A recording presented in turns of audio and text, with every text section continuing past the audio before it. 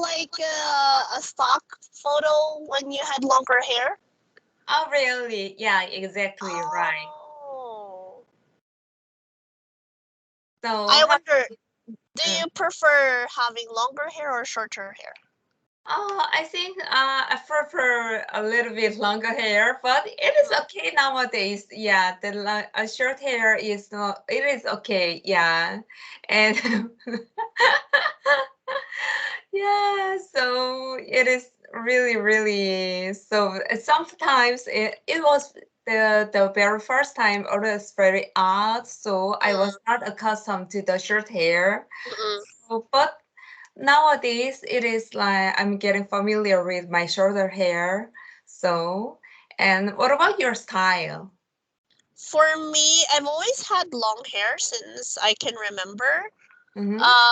From high school to college, always had long hair. Uh-huh. And in nursing school, you have to always keep your hair up, right? Yeah, yeah, right. So it was such a hassle because my hair was so long, so you have to put it in like a donut. So Uh-huh. my Yeah. hair was always so heavy on my head. Oh. Whenever I go to the hospital for our clinical duties.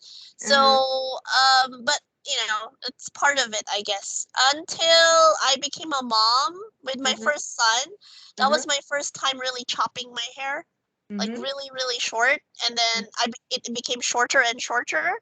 Mm-hmm. I even tried. Are you familiar with hair tattoo?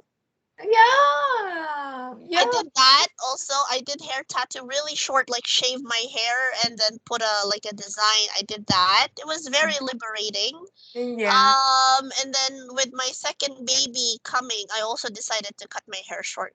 Yeah, so because like shorter hair is more like easy to yeah manage and then That's right. yeah hair rings and It, then it shampoo. actually makes your face, like, depending on the haircut, if you get the right haircut and the hairstyle, it really makes you look younger.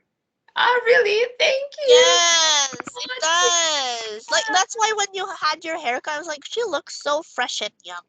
Oh, thank you. So, yeah, like my acquaintances and then my family members said, Mm, yeah, you look really younger than before. So, mm-mm. yeah, at least like 5 years younger than before. So I was really, really fun. And then, That's right. yeah, so, Yes. But there's a but. I think there's also like a kind of short haircut that you don't want to go too short because mhm. you're gonna look like an ajumma also. Oh, yeah. Like the carrot with the I have to glasses, be very right? And careful. yeah. So this kind of haircut, you have just the right short haircut, I guess. Yeah, That makes you okay. look younger. A little Yeah, bit more would make you look older, actually, like ajumma. yeah, yeah, yeah. And All right. like yesterday we talk about like the morning of the child. So when they lost their like Yeah. the, the How family do member. you introduce the topic of mourning? Yeah, yeah, yeah. That's why I just pick the material and then so they can experience because they are human and then so like they can lose their one of their family members like their sibling or one of their parents or grandparents, something like that. So but we don't know how to soothe them and then how to respond to their like their behavior. So that's why I just picked the thing. So did you download it? Yes, I did. I just opened it now. Mm-hmm. The Be Good and Don't Die. Yeah. Be Good Yeah, and Don't Die. yeah. So the title is really fun, and then maybe it would be very stressful for the child. Where bereavement is really stressful for the like babies, especially when they're really young, or sometimes they even don't realize whether they will die or not. So like how the death of sibling or a family member changes the family landscape. So I just want to discuss with you about the topic today. So maybe like here, so in our memories, we in our like developmentally, the family member like grandparents or their parents or their sibling are they play a central role in their lives. So if they lose the people, the person, they just react somewhat like differently compared with the normal life. So, uh, like they're just left reeling, and but not surprisingly, mother and fathers alike notice significant changes. They even don't know. So, like the reaction um, of death of a brother or sister depends on the number of variables. So um, I think it's not only a function of how the loved one died, but also how many other siblings remain in the family, I think. And uh, the age and cognitive development of the remaining sibling, as well as other environmental, individual, and situational factors, there are many variables. So not only sibling members lost, but also other family members, including grandparents, they just show differently, react differently. But anyway, when a child dies, surviving children each responds in their own unique way. This is the reality. Some children show nothing, just like numbness, and then the others show like somewhat like abnormal behavior. So here, the trauma mental health report said is the opportunity to interview in the clinical psychologist, co-author, parenting after death of a child. There is a guide. So, claiming shared interest and framing shared insight on the topic of grief and bereavement in relation to the loss of a sibling and other family members, and discuss the added pressure put on bereaved sibling and family members by parents and how these additional pressures impact behavior. So we just open our mind, and then we just be have to be honest to the child about the death.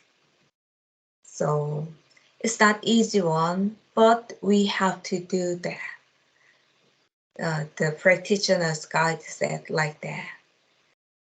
So like planning, it says like after the death of a child, there's a lot of more focus stress put on the surviving sibling. After a child dies, parents expect two things from their surviving children. They expect their remaining children to be good, don't get into trouble, don't get anyone pregnant. Yeah, don't That's good. fail academically. Yeah. Don't get anyone pregnant. Yeah. So some parents think like that. Yeah, but some are not. Mm. So yeah, it can happen like that. Just It's kind of unfair though. yeah. It's like you're So dictating how the other sibling should live their life. yeah. Just like they because it was so traumatized, so they really be anxious about losing another like Mm-mm, baby. So mm-mm, that's why just they're reluctant to have not like get pregnant. mm-mm. And yeah, because they're human and they're just vulnerable at the time. Oh And my. just to be good, yeah. Oh, Because we although we are parents and we are adult enough, but we are still human. We are weak enough, so mm-mm. it can happen. Yeah. And the second thing parents expect is don't die. Don't Yeah. die. Yeah, personally, yeah, don't die.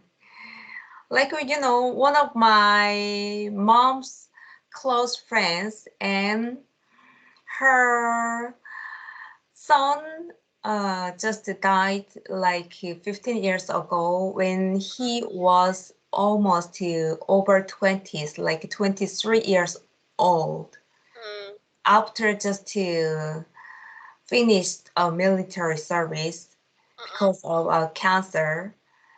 And then she just she now have another like a daughter, mm, and then she is the only daughter, the only uh children, mm-mm, and she sometimes like traumatized because what if my daughter died like this because mm, of car accident like that? She just mm-mm, shout and yell, and especially the weather condition is not very good. The like so it's not that so funny. So then my mom just like puzzled, and then at the very first time she was very puzzled. My mom was very puzzled and embarrassed of her reaction. But nowadays, my mom just accept why she react like that. But she really afraid of like losing another daughter, another children. So, and then she also say, because if you die, we all die like that. mm-mm. So therefore, surviving sibling are fresher to be good and don't die. So that's why the only daughter cannot say something like negative or stressful daily life, cannot share because their mom are really, really react very dramatically. So she is very anxious. So her daughter always shows something goodness. So it's a little bit sad. Yeah. And also, like sibling often refer to wanting to be good, to stay out of trouble, and to do well in school. And then also, they want to please their parent. Children recognize their parents' altered behavior as a result of where there has been dramatically changes. Yeah, they just repressed their true feeling. It's not that healthy like way. I think so. And they do not want to cause further distress for their parents.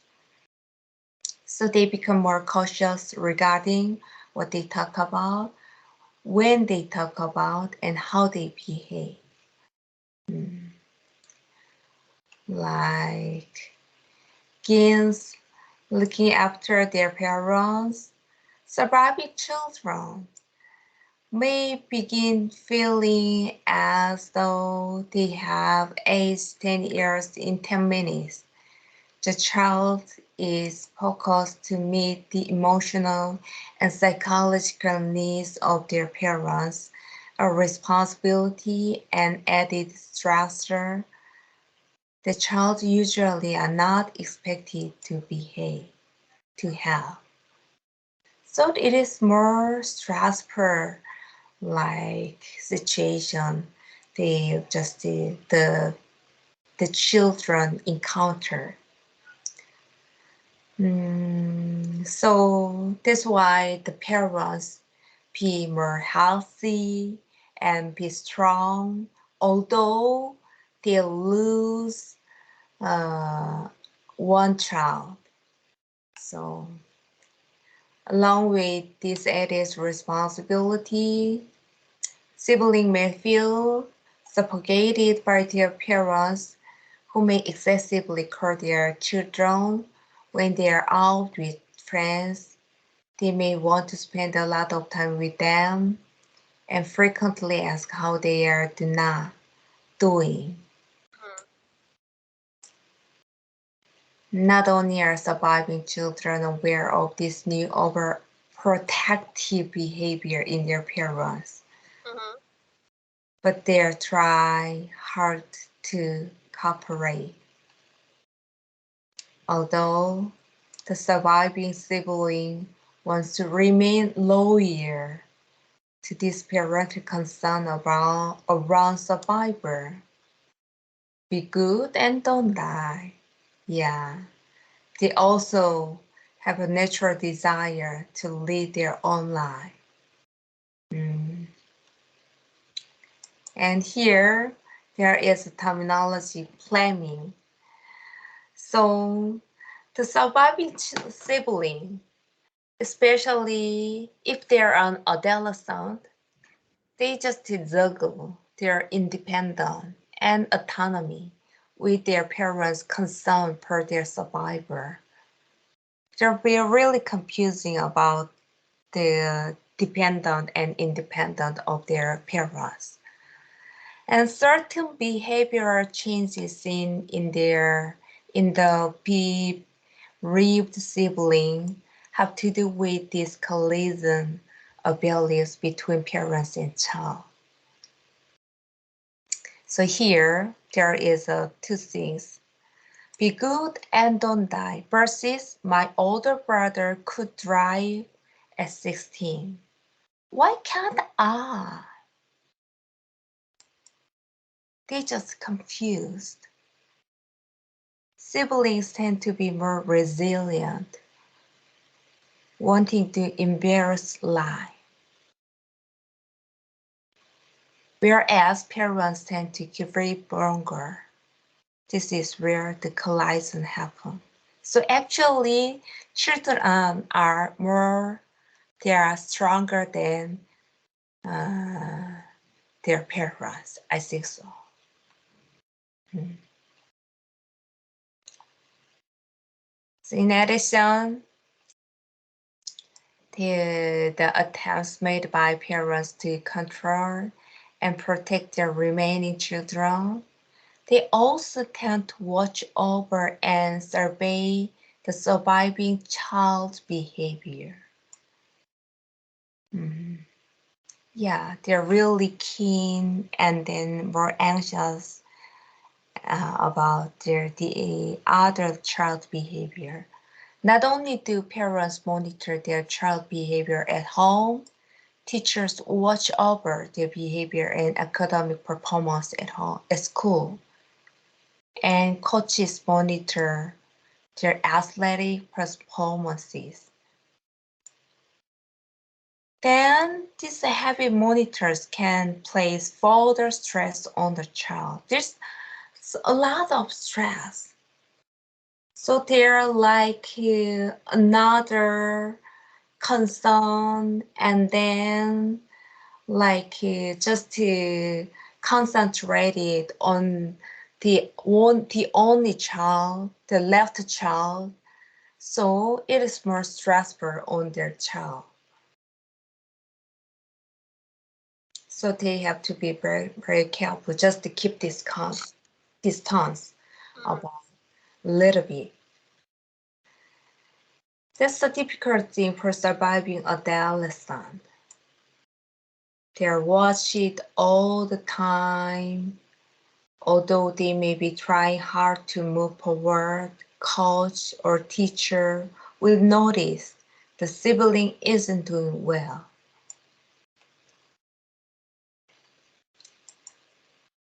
Surviving siblings often do not want to admit that they are struggling because they want to meet their parents' expectations. They don't want to intensify or add to their parents' stress because this is normal response. So children are usually have some tendency to be a good son or good daughter, being a good child. So they do not show their stressful mind, their bitterness. But stress in surviving sibling not only comes from parents and teachers, but also from their peers. Like surrounded by him or her, there's a lot of stress just gathered and gathered. After the death of a brother and sister, siblings do not want to be treated any differently. They want to just blend in, not to be stigmatized. But the others, they don't want to be thought about as the brother or sister of the deceased, but rather to be acknowledged and known for who they are. But when their children return to school, they do not want to be identified as a sibling who lost their brother and sister in fatal car accident, but as an individual unto themselves. That's quite sad actually because we are living in a typical world where if a child loses a loved one, or brother or sister or even parents, it's really hard for them to adjust back into Yeah, their normal. And and you can prepare a child for that, but you cannot control everything around that child. What would happen? Because people would always see that child. Oh, that child lost his brother, that child lost his mom. They'd be walking eggshells around the child, yeah, right? yeah, exactly right. It's hard for any person to grieve properly if you're telling the child like it's okay, you're okay, we have to move on, if the people around them don't really respect that, Yeah, or always see the child as broken because you lost a brother, you lost a sister, you lost a mom. yeah, There's always something missing with this child now. yeah. So actually, always the parents, and then not always, but not only parents, but also not only adults, but also children. They don't care about the left person, especially when he or she is a child.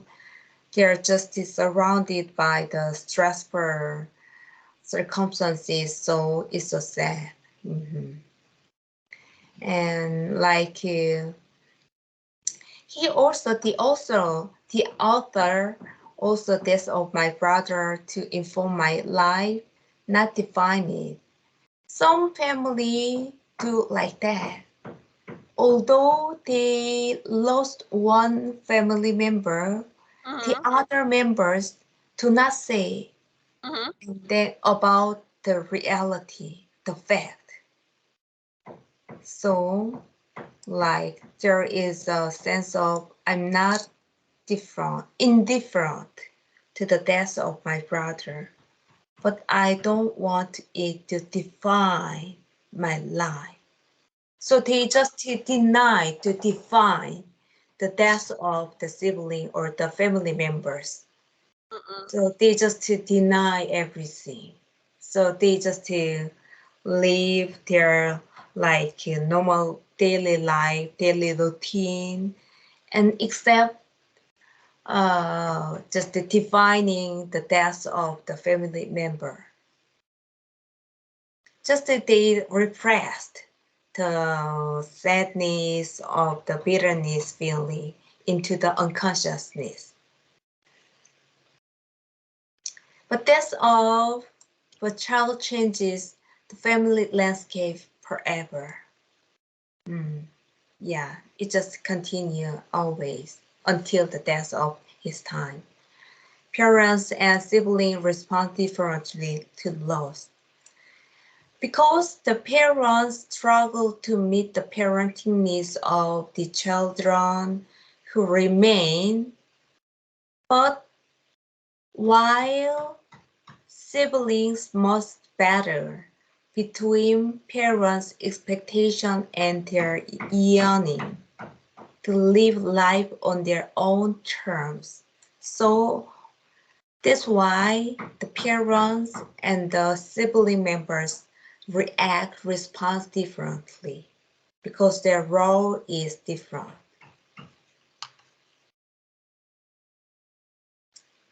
Surviving siblings are bombarded by added stressors which affect their behavior. And when behavior changes in siblings become difficult to manage, seeking professional help may be the next step. I think so, yeah. So I think grief is a kind of like a natural response to loss. So we just to accept and then we do not like deny the grief. It's not a physiological phenomena, but it's a price we pay per loving. Mm-hmm. I think so. So as you know, one of my close friends just died last Sunday. Yes, you So mentioned. yeah. Still, I have some like morning time, and then I'm a little bit like depressed during the nighttime, especially nighttime. So, but this is just like a very healthy response, reaction, I think so. Mm-hmm. So decide I just to admit this situation and then I just to manage my emotional response and then I just to continue doing well. But sometimes I cry for her and I just to connect with her family members and then so I think we always like open to the death of in our lives because we are getting older and then also I just discussed with my sisters. It is very sad to think about my parents will die in the future, but Mm-hmm. still, my father is almost 80 years old, so there's a possibility actually. someday in 10 years he can die.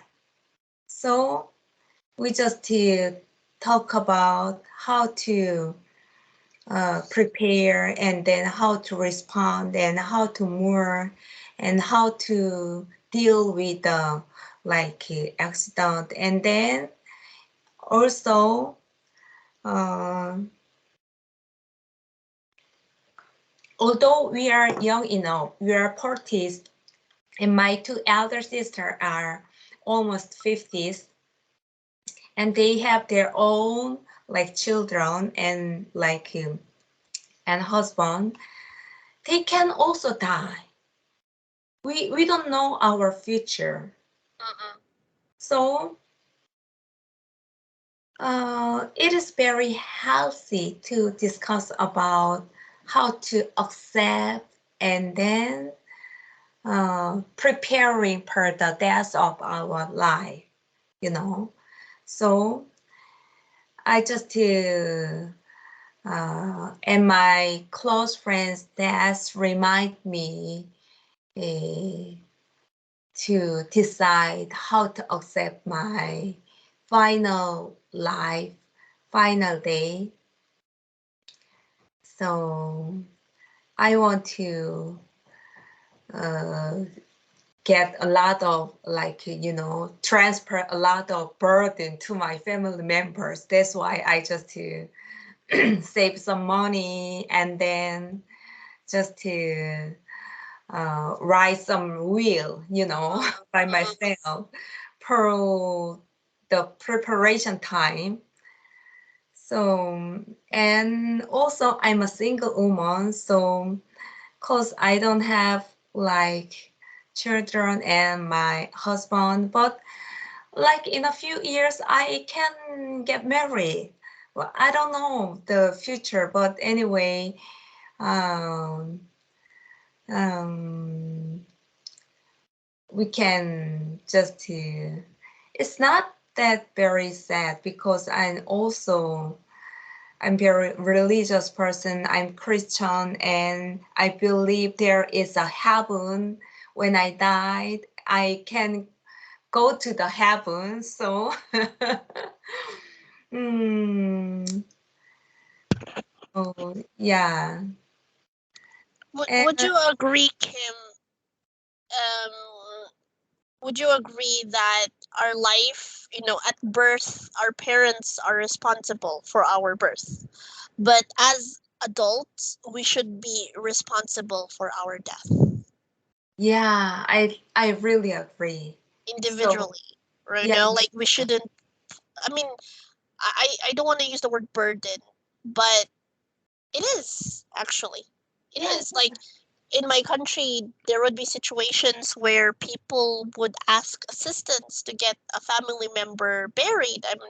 I'm thinking, not everybody has the capacity to earn as much so that they can save money, put aside something. But I think that mindset should change, that our death should be our own responsibility also. As soon as we start earning, as soon as we realize that life is, inevitable, we are mortals, mere mortals, that there is an end game to our mm, life, we mm, should think about that. So, yeah. it would be a good transition. And again, I don't want I hate using the word burden, but it is actually. Yeah, yeah, it is. So, No, that's why we just contract with some like life insurance, mm-mm. So do you have life insurance for yourself? I do actually. I do have one. Yeah. And I've been thinking of asking my mom, what she did with her own.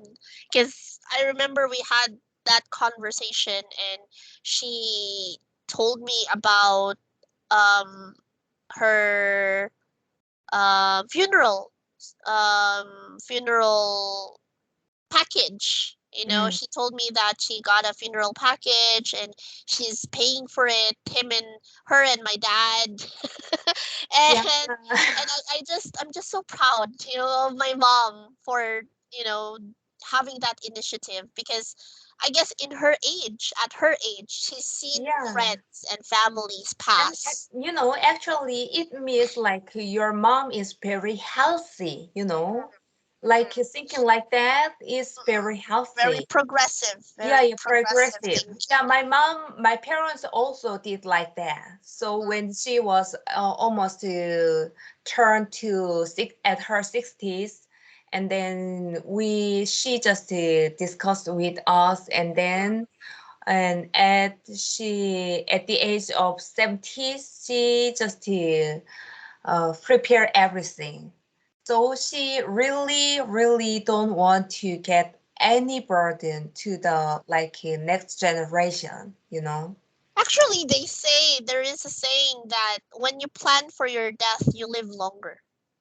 Yeah, I don't know yeah, if that makes sense. Like people, like I've heard of stories of people like, planning their death and even booking, or like making sure everything is prepared and because they think maybe they just have a year or two to live and then they live plus 10 more years. Like, wow, surprising. yeah. It is Right? So, surprising. yes, I think there is a bit of like, you take away some of the stress of it. When you plan your death, Yeah, you're not stressing about it because, like, people die from stress. yeah. That's the So reality of it. So if you like plan ahead, you think, mm, oh, this is gonna be it. That's my plan for my death. You feel more relaxed and you don't worry about it. You go to sleep well. You have a better life actually planning your death. yeah, yeah, exactly. So for the like old generation, it is really big stress. So they just to solve the problem and then so there's no stress more. So they can live longer. Mm-mm. So it is really good like solution and then so they just have a big deal and then they already solved the problem and then my mom and my dad also did like that and then they also almost wrote a reel and then so I was very thankful for my parents about their decision, and it was very helpful. So I was admire their um, like determination, and then Mm-mm. so yeah, they're still old, but they're healthy enough. So I think I expect they can live longer. Well, Yeah. I wonder though, but because I saw this online actually, did you know that in some countries they actually allow a person to decide? Ah, It's called yeah, actually, assisted like death. Switzerland. Yeah. Yeah, like euthanasia in a way. Yeah, yeah. In Canada they already allow it. Oh, Some really? there Oh, are some places in Canada that allow it already. oh my gosh. So the more and more Yes. I can think that's another level of planning your death. Like you really choose what day you're gonna, pass, and the government actually assist you in that. so I think tomorrow maybe we might talk about euthanasia. That yes, if you're okay with it, I'm totally fine. I know some people are uncomfortable with that topic, but it's Yeah, something yeah. that But I've I'm okay with me too. talking with like euthanasia because like It's some as people. natural as birth. Death Yeah, is as natural as birth. I don't understand why some people are afraid of talking about it. People live, people are born, people die. That's yeah, yeah. So most natural. it is very natural thing. So we cannot like deny or we don't need to avoid that topic. Mm-mm. So I think time is already up. Oh, that's too bad. We enjoy talking about death. Yeah, so yeah, but it is Alright. natural thing. Why not? So Very natural, yes. And since it is natural, I think it's also natural to talk to children about it. Not be afraid of it and not yeah, fear it, but yeah, embrace it and know it's a yeah, natural, yeah. natural flow of life. Yeah, actually, birth and death is almost the same, you know, same but different perspectives. But I think so. This like birth and death, it is Oh, it's one aspect and two different aspects of our life. So I don't really reluctant to talk about these two topics. So yeah, I just open to talk about these topics. All right. Well, let's reserve that for another day then. So we'll continue tomorrow. Thank you so much Okay. for your time, Kim, and I hope you enjoy your lunch. It's Thank lunchtime in you. Korea. You Take too. care. Bye. Bye.